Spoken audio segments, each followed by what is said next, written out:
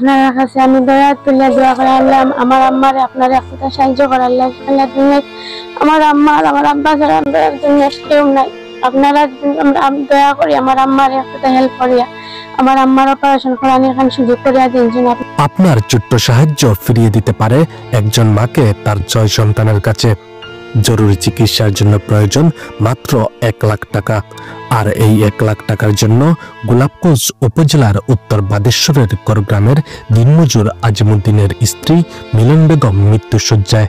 আমার আম্মার সমস্যা তানোর মেরুদণ্ডের হাড্ডির অন্য কিছু সমস্যা আছে বেদনা, তারপরে কয়েকদিন ধরে তানোর বেদনা দ্বারায় আমরা নিয়ে পয়লা আব্দুস আমার ডাক্তারে দেখাইছি, ডাক্তারে দেখানি বাদে ঔষধ দিয়েছেন, কয়দিন খাইন কয়দিন হইলে কমে যায় আর কয়দিন হইলে আবার বেদনাটা শুরু হয়ে যায়। তো পরে কয়েকদিন আগে ঈদের আগে তানোর খুব বেশি একটা বেদনা উঠেছে, তারপরে আমরা উসমানিত নিয়ে তান্ডে ভর্তি করছি। করার পরে তান্ডে একটা পরীক্ষা দিছে, পরীক্ষা করানি পরে তান্ডে কইছে যে এমআরআই মাঝে উঠেছে যে একটা পিএলআইডি অপারেশন করানি লাগবে তারা কইছে। পরে আমরা কিছু আর্থিক সমস্যা থাকার কারণে কিছু টাকা খরচ করিয়া আনিয়ে তাদের অপারেশনটা আমরা করাইছি। করানি পরে 1 মাস গেছে, যাওয়ার পরে আবার সেম সমস্যাটা আবার বেদনাটা আবার ফিরে গেছে। পরে তাদের আবার আমরা উসমানিত নিয়ে গিয়ে আবার ভর্তি হয়েছি। হওয়ার পরে তাদের দেখা যায় যে এখন এবার আবার এমআরআই দিচ্ছেন।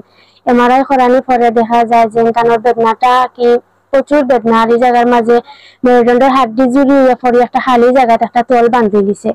তল বান্ধি বাদ বেমারের একটা লক্ষণ ধরে দিছে, ডাক্তারের একটা টেস্ট দিচ্ছেন ডাকাত টেস্ট একটা ডাকাত করানি লাগে। আমরা ডাকাত আরেকটা করাইতাম পারছি না, তারা প্রচুর টাকা লাগবো।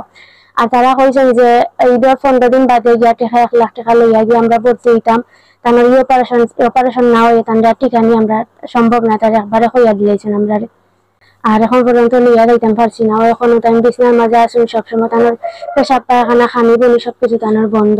যত সময় যার বেমারটা আরো জটিল হইয়া পড়ে আরো বেশি আরো সমস্যা বেশি আরো দেখা দেয়।